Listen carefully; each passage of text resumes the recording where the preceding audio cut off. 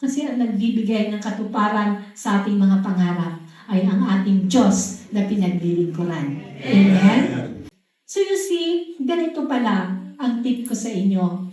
Kung kayo'y mangangarap, isama mo yun sa pangarap ang Panginoon. Siyempre, kailangan ayusin muna ang buhay. Hanapin ang God's perfect will para sa iyo upang hindi mo ma-miss ang kagandahan ng buhay. Amen? Kaya binibigyan niya na tayo ng direksyon to make the decision, settle down kung saan ang kalooban ng Panginoon. Amen?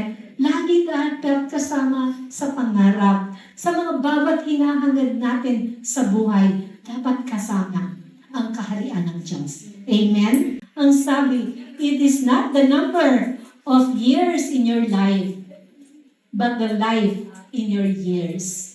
It doesn't matter kung mahaba o maiksi ang buhay mo. Ang mahalaga na buhay ka ng punong-puno ng buhay ng eternal life. Sapagkat, alam niyo po ang sikreto. Unahin ninyo, hanapin ang Diyos. Seek first the kingdom of God. At ang ibang bagay, ibibigay na lang niya sa iyo. Amen?